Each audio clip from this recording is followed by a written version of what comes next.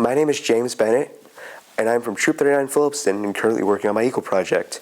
As part of my Eagle Project, I'm making this video to raise awareness towards food insecurity in our local communities, as well as the charitable organizations that are helping to mitigate this issue as best they can. I have noticed that there are a large number of food drives and food collections in the later months of the year during holiday season. However, in the other parts of the year, there's a major deficit. I'm hoping to close that deficit with the help of my Eagle Project, which I have called The Need Goes On, to raise awareness towards this issue as well as other issues in our communities. With me today are people from different charities that provide service for people in our local area. First off is Amy McGee of the Gardner CIC. Hello. Could you please give us a little bit about what your job is at the CIC? At the Gardner CAC, we are an organization that helps low-income families with food insecurity, and also we guide them to different organizations if they're looking for housing or any other information that they need. And to her left is Stefanie Marchetti, which is the Executive Director of the Montachusett Veterans Outreach Center. Could you please tell us a little bit about what you do? Montachusett Veterans Outreach Center, much more easily called MVOC, is a housing and supportive services organization for veterans throughout North Central Mass. We have a variety of different housing programs, a food and clothing pantry, a food box delivery program, free mental health counseling, financial assistance grants, suicide prevention programming, outreach and benefits advisement, as well as some limited medical transportation. All right, I appreciate all of you coming here today to actually help make this video happen. So I just have a few small questions for you guys. Could you please tell us how your organization helps the community? Our organization helps the community by, our main thing is a food pantry, as I said. In 2024, we served over 9,000 individuals, and that is now a 63% increase in the past years that we are serving. We give them also a meal kit. They can come once a month to get food. We have a clothing area where people can get free clothes and they get to pick through them. We also sometimes have vouchers that we can give them if we have availability. And we also guide them, as I said before, to veteran outreach. We send people their way if they're a veteran for sure, but we can also help sometimes with housing to get them some utility or their rent. Wonderful. Mrs. Marchetti? Sure. So at MVOC, our largest operation is our housing operation. We have about 50 units of housing between our shelter program, our 2 group homes, and our low-income apartments that are all dedicated exclusively to veterans. We serve about 800 veterans a year, though. So in addition to those 50 housing units, veterans come to see us largely for the free, no insurance needed mental health counseling that we offer. There are very long wait times to get mental health counseling, and we do not have any wait times. We'll take you as soon as you need it. Veterans also largely come to see us for benefits advisement, depending on their time in the service and issues they may have incurred while they were in the service or injuries they may have gotten. We can help connect them with benefits that they've earned, which is a monthly income based on the need that they have based on their time in the service. As well as our food and clothing pantry. So our food pantry is open 3 days a week, and it is open to veterans whether they live with us or not, and also available to veterans whether they live in Gardner or not. Do you know roughly how many families rely on your organization for aid? MVOC, like I said, we serve about 800 veterans a year. That is not just throughout North Central Massachusetts, but actually last year we served veterans in 13 states and 2 countries. Because the veteran population is very, very tight-knit, if one of them gets good service and tells other folks from their unit, word spreads. So largely the mental health counseling and benefits advisement can work with people remotely to help them, whether they live nearby or not. But it equates to around 800 a year with a staff of only about 23. Mrs. McGee? Yeah, as I said, we served over 9,000 individuals last year, and that's including families, senior citizens we serve a lot of, the homeless community we serve, and that's in Gardner, Westminster, Ashburnham, and Hubbardston are the communities that we service. If someone came from outside those towns, we do serve them at least once, and then we guide them in the direction they need to go to their local food pantry to make it easier for them. But we have many age groups people that are 20 years old that are out on their own for the first time, they're realizing they need the help and they are coming to us, which is great, because that's what we want. Do you believe that we can increase donations outside of normal holiday drives or the holiday giving season? Most definitely, one of the big things, as we were saying before, social media is definitely helping increase the drive, because we put it out there on our pages stating the items that we need or the help that is needed. And that is definitely one of the ways that we are promoting it. Yeah, I think a lot of people think about donating to food pantries around Thanksgiving and Christmas time, which is awesome because all of our organizations provide meals then. Yeah. But the other time I would encourage folks to think about donating to pantries is when school gets out. Yes. Because then your kids are home all day, eating all of the food in your home all day. And there's a huge kick up during that time of the year. So when you think about summer, think about donating peanut butter and jelly. Yes. And those snacks. What items do you guys think that's most needed from your food pantries that you guys don't normally receive? I know for us is like personal hygiene items is a big thing we don't get a lot of, because people don't think of that as a food pantry. Basic items for food pantry, though, a lot of people also don't give us spices. Yeah, I was going to say that Yes. one too. A lot of beans, nothing to make them taste good. Right, exactly. Those I know are some of the items we need. Yeah, I would agree. I always tell people to do spice drives if they want to do something, especially because you can get spices at the Dollar Tree, right? It's a really easy thing for everyday people to contribute to. We also try to provide household and cleaning items in the pantry as well. Laundry detergent is an excellent thing to donate, as well as Lysol wipes, paper towels. Think about things that maybe food stamps would not cover. Yes. And those are the things that we rely solely on donations to get. That is us also. Yeah. Can openers are always a good item also, because not every can is a flip top. So those are a great item, because we do have families that don't have them. Yeah, especially when you're serving the homeless population. Yeah, or also that the ones that do have the pop tops could have manufactural defects Oh, and just break goodness, off. yes. So then that can's pretty much just useless. So that's another reason. Is there anything else that's unique about your organization that you guys would like to share? One of the big things about the organization for us that's unique, and that's the program I mainly run, is the fellowship table. That is a meal that I serve October through May, every Thursday at 4:30, open to anybody. And it's a drive-through, and I serve 150 people weekly. And then in the summer, in July and August, I do a lunch at noontime, and that is usually 100 people actually also. And I also do partnership with the Gardner Senior Center, and we do a senior cafe lunch meal that I do also, and that's 3 days a week. And we do a toy program, an extra holiday basket for them, and we do an amazing backpack program, and that's open for the communities I had mentioned, Hubbardston, Ashburnham, Westminster, and Gardner, and also Templeton's included in the backpack program for any kids from kindergarten to 12th grade. So those are a few of the things that we stand out on. Yeah, you guys are a lot more than food, and I don't think people realize how much you all do. You do a lot. So at MVOC, one of the things that I like to make sure veterans know is that we serve all veterans, which means we serve veterans regardless of their discharge status and regardless of their activation level. So what that means for folks that aren't veterans means is if you served in the National Guard or you served in the reserves and you were never activated or called to duty, you may have served in the Guard or reserves for 20 years and leave with no benefits and no connection, no eligibility for health care, just because you weren't called to duty. But at MVOC, we believe you were willing to be called to duty, you were trained to it, and so we will support you. We also support our LGBTQIA+ veterans, and so it's really important to us that those who are affected by Don't Ask, Don't Tell know that they have a safe place to come to talk to about those things, and we'll try to help them get their benefits as well.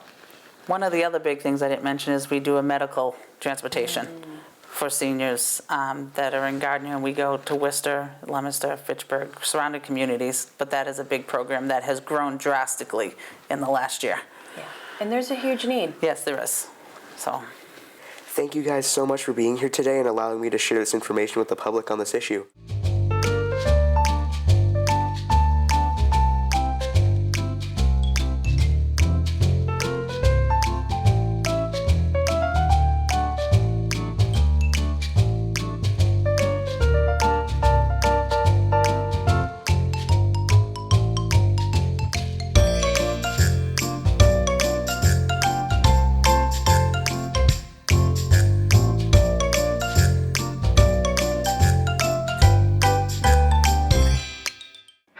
name is James Bennett. I am from Troop 39 Phillipston.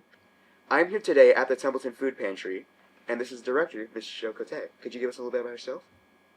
Hi, yes, I have the privilege of managing the Templeton Food Pantry. My organization, New Hope Bible Chapel, has managed the food pantry since November of 2020. Could you give us a little tour of our area? I would love to give you a tour. So as you came in the door, you came into what I call the intake room. This is where our guests will stay the entire time. And they come up to this shelf here and they would fill out this form and they get to circle what it is that they would like. They get to come once a week and it's front and back, and they have some write-ins from our board here. They get to choose some meats and some other items and write those in, and when they are finished with that, they'll put it through the slot, and that brings us to the other side of the food pantry. Our guests don't come beyond this point. This is where our volunteers come, if you want to follow me. So this is where all the action happens. So my volunteers will bring the form to this table, and then they start running down the aisles and getting all the different food items that our guests circled, and they'll bag them in bags, and then we hand them to our guests or help them out to their car. But if you'd like to follow me, so down this first aisle, these are our dry, non-perishable items. So basically, it starts with all the canned vegetables, then we go into canned soups and canned meats like tuna and salmon and chicken, and then we have side dishes like stuffing and rice and beans, and then down here we have canned fruit, and we have crackers and cookies, and again, more beans and things like that. And as we go around the corner, this is pretty much our baking aisle with all the good cake box cake mixes and brownies and things like that. And then here are condiments, ketchup, mustard, relish, mayo, and these are just some extraneous items. Then we get into shelf-stable milk and juices, and I'm pretty happy to say that we even have a gluten-free and a vegan section because there are some people in our community who have those needs. And then we go on to pasta sauce and pasta and mac and cheese and all those kinds of things you would expect in a food pantry. And then once again around this corner, we start with boxed cereal and oatmeals, pancake mixes and syrups. And then we go into peanut butter, jelly, coffee, tea, and then household items. Household items are really important. And whenever I have to evaluate if there's anything I need to delete for financial reasons, I try not to take away personal products or household items because many people who are receiving food stamps don't cover things like toilet paper, paper towels, laundry detergent, dish liquid, soap. Those are items that I think everybody should have access to. So I always make sure we have them. Then we have some personal care items, and I even have a partnership with a pet food task force. And down here you'll see dry cat food and wet cat food and some dry dog food. So we even know that some of our guests will have pets that they need to care for, and they can get those items. Then if you follow me, you'll notice that we have several refrigerators and freezers. And in here we have items such as eggs, cheese, butter, and all kinds of meats, and then of course bread, all kinds of bread products. So with that said, that's pretty much our food pantry. Thank you so much for showing us our facility, or your facility.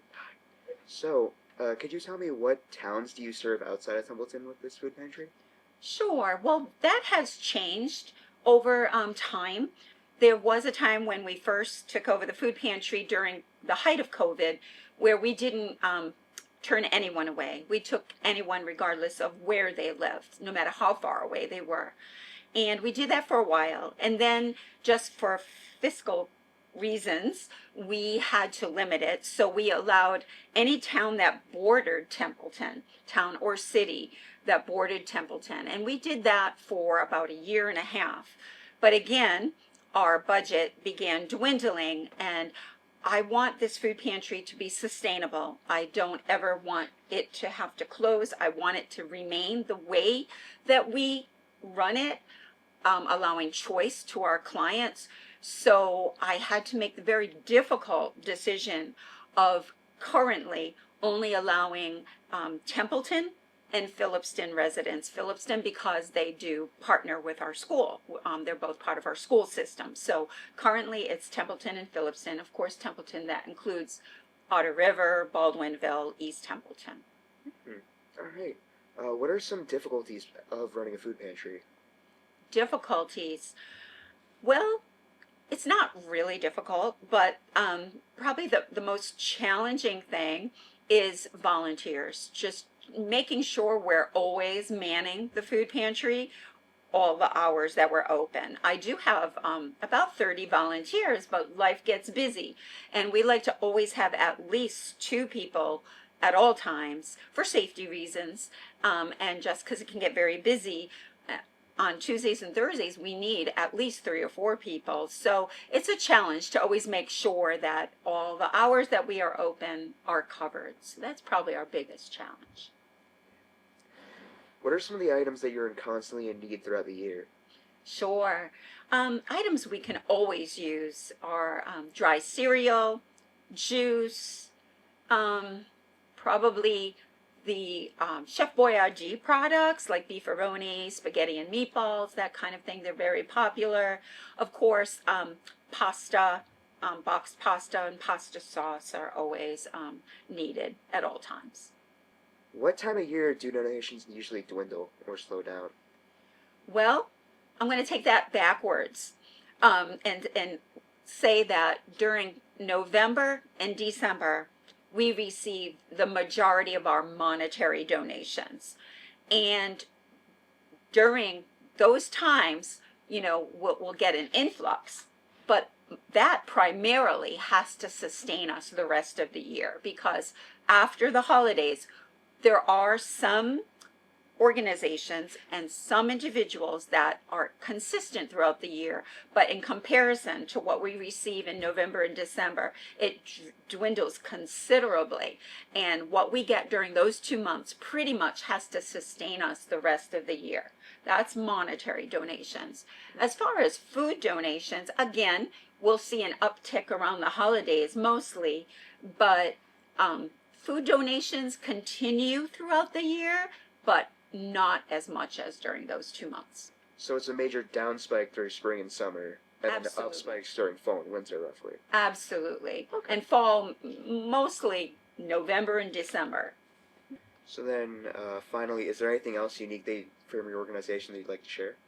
Unique. I was sharing with James earlier that what I think is unique about our food pantry is when our guests come in, they are allowed to choose what they would like. We have a form where they can circle the items that they want, and then my volunteers will bag it up for them and give it to them.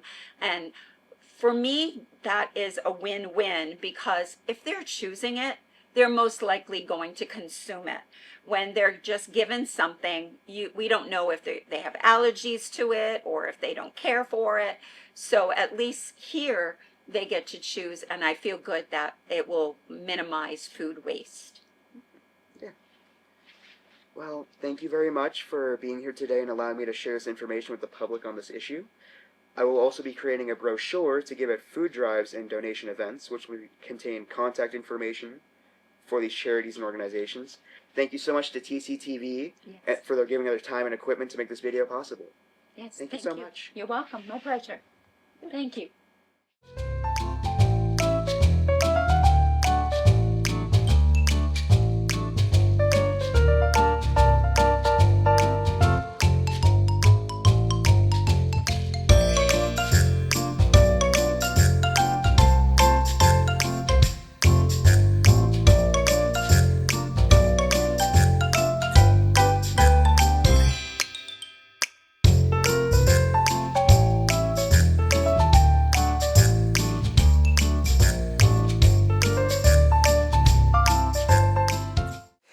my name is James Bennett. I am from Troop 39 Phillipston. With me today are representatives from various organizations that are helping to mitigate this issue.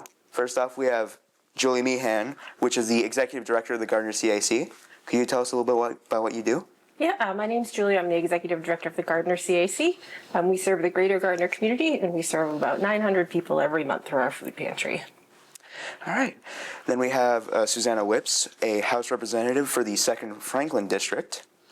Hi, thanks for having me. I'm Susannah. I represent Winchington, Phillipston, Royalston, Athol, Orange, Warwick, Irving, Northfield, Gill, and half of the city of Greenfield. And I'm thrilled to be here with you tonight.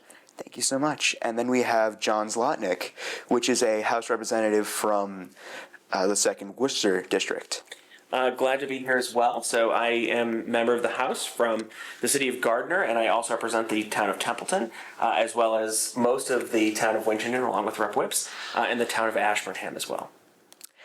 Thank you all so much for coming today. Now, I just have a few small questions for you all. My first one is, how do you help food pantries at the state level?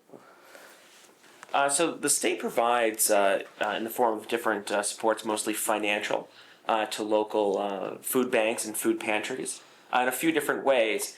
Sometimes that's in direct funding that then the food pantry can use for whatever they need. Every food pantry works a little bit differently. Every community works a little bit differently. So some of that funding is a bit more open-ended, but then some comes directly for specific programs dealing with food insecurity. Some of that money comes from the federal government through the state in the form of other food assistance programs or direct-to-farm type programs. Massachusetts has some newer programs dealing with that about purchasing produce directly from local farms, produce and other farm products directly from local farms. And then giving it to food pantries or utilizing those funds to shift those food items that way. And then in Gardner, we have somewhat of a unique opportunity in that the prison in Gardner, the North County Correctional Institute, maintains quite a vast garden that they use for their own food needs. But then quite a bit of that ends up being surplus that gets donated back to the Gardner CAC as well. Yeah. Mrs. Whips, could you tell us a little about what you think? I have been involved in food insecurity before I was actually in the legislature. I've always volunteered for local pantries, and the need has just grown so much in recent years. I'm very active with Quabbin Harvest, which is a local food co-op, which does CSA's farm shares for people who are below the poverty level.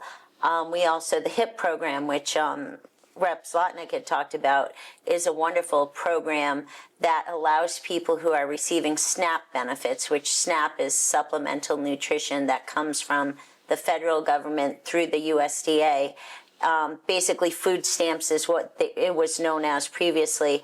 People who are in that program are able to go to a farmer's market or to a co-op and purchase fresh local food, which is a win for the folks, because anytime you can eat food closer to the source, it's more packed with vitamins. We know the longer it sits in a truck or a warehouse or anything, it loses some of the essential nutrients that we need. So having access to food that's grown locally, and also this has been a tremendous help to our farmers as well, having people able to have the added money to go to a farmer's market and support our farmers. So the HIP program has really been a win-win all along. And as we noticed in the legislature how popular this program began, we created a grant program through MDAR, which is the Massachusetts Department of Agriculture, for food security grants, where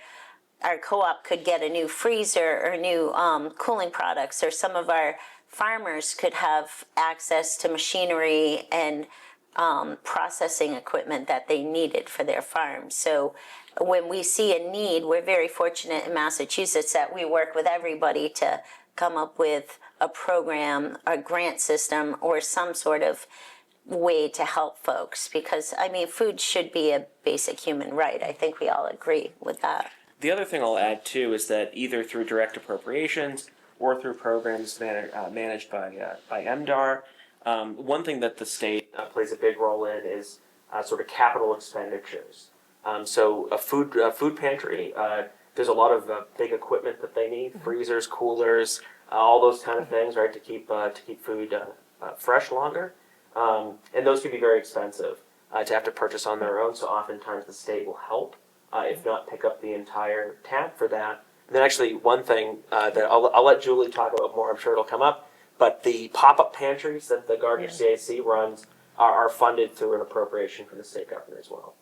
Yeah, one of the things that we see regularly is that there's a lot of barriers to healthy food, which is how we created the pop-up pantries, where we go out to the community at different locations and we bring everything that's at the food pantry, we bring it with us, fresh fruits, vegetables, shelf-stable items, meats, dairy, all of that items, and distribute them right out into the community. And thanks to the earmark from the state, we were able to do that.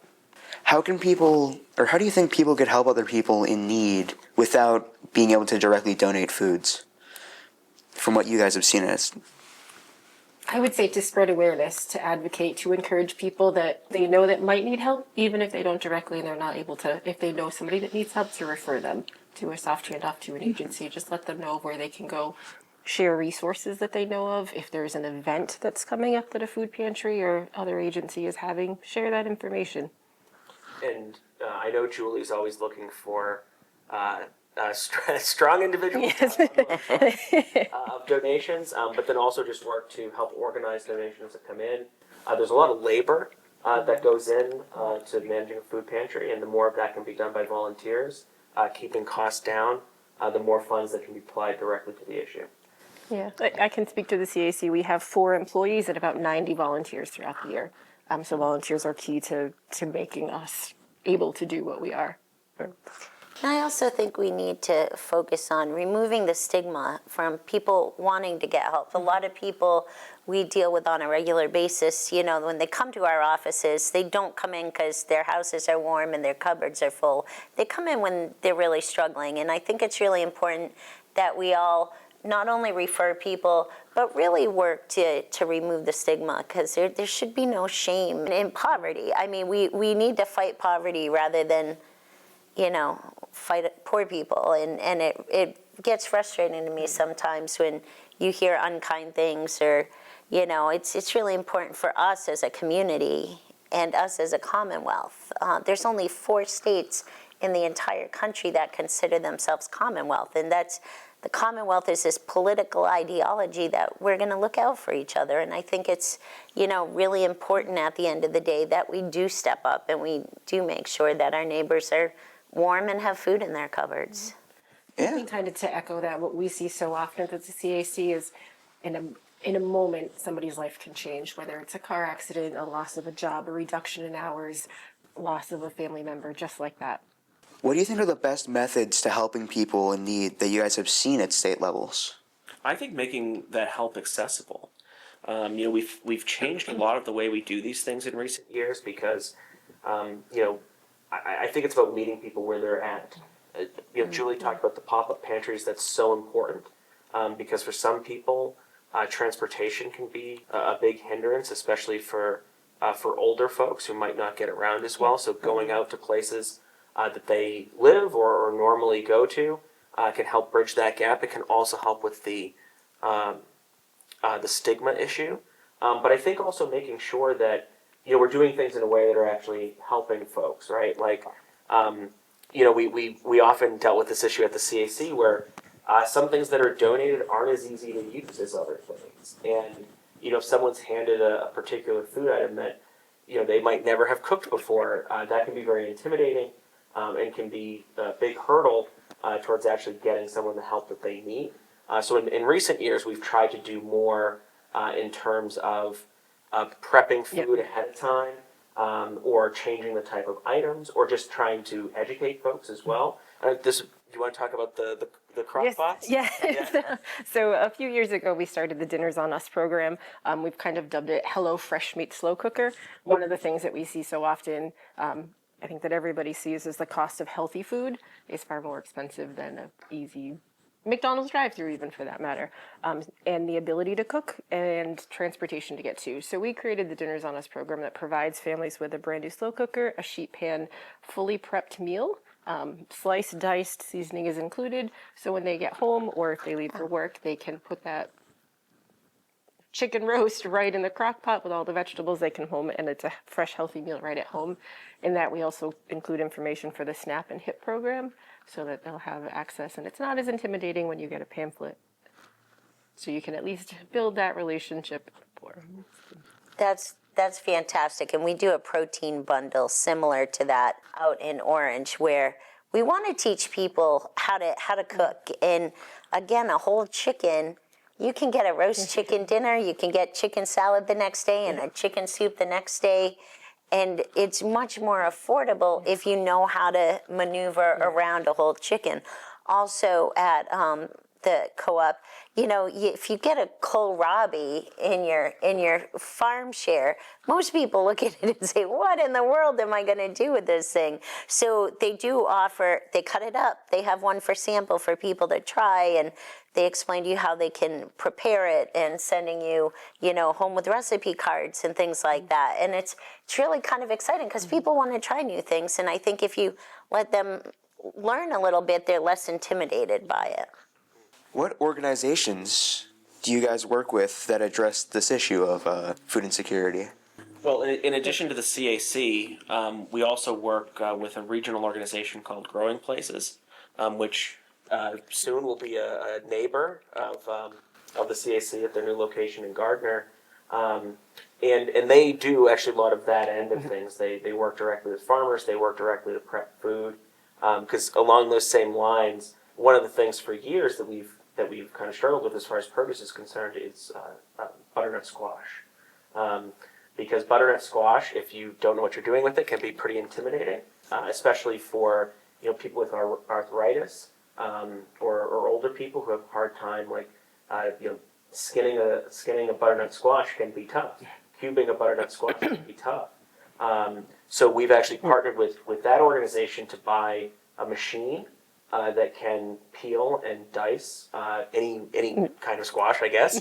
But really, butternut is the thing that we have in this part of the country in abundance. And it's about, again, trying to break down some of those barriers. But that's another organization we work with on top of the CAC. And then also Winchendon has a CAC as well that does work in this space. And it all stems from the Worcester County Food Bank, where we get most of our food.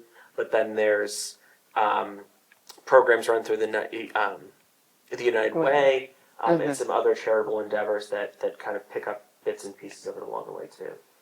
Yeah, we're seeing food pantries now at Montachusett Community College. We have a family center and food pantry at Athol High School. The need is expanding, and back when we were your age, and there was the cost of living was much less, and oftentimes one parent could work and the other parent was able to be home, and we're seeing the cost of living is skyrocketing up, where wages and income just aren't keeping up. So there's a lot of people right now who are looking to supplement what they have, and again, we have resources. You could reach out to any one of the three of us, and we could lead you in your community to somebody who can help you find those resources. Yeah, I think one of the things that we see at work is 40% of our population are working families. So we do see that families of just struggling to meet inflation costs, heating costs, everything. And I think that's why programs like Dinners on Us are really important, because there are cheaper ways to feed yourself. It's just that there can be a number of barriers to that: time, knowledge, experience. So that's an important piece, I think, of addressing this issue, is that, again, oftentimes if you know a little bit of food prep, you can feed yourself and your family for a far lower cost than buying a lot of pre-made meals, which, on top of oftentimes being less healthy for you, are also more expensive for for the meal value of it.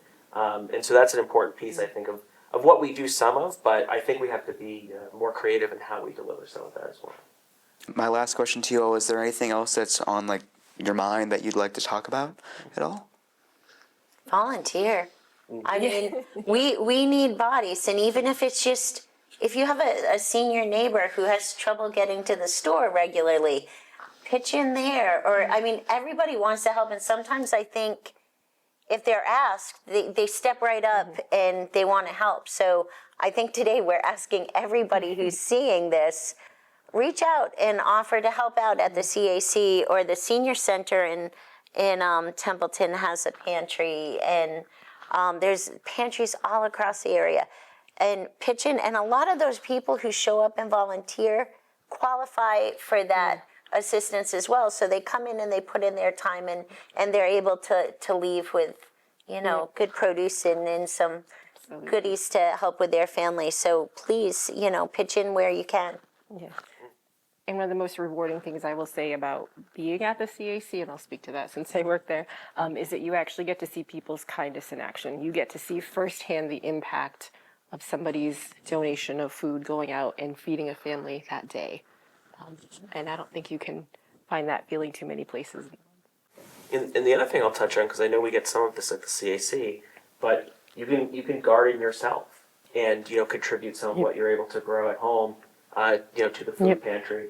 That can be a good source of what we Absolutely. get, and it's another way for people to contribute at pretty low cost.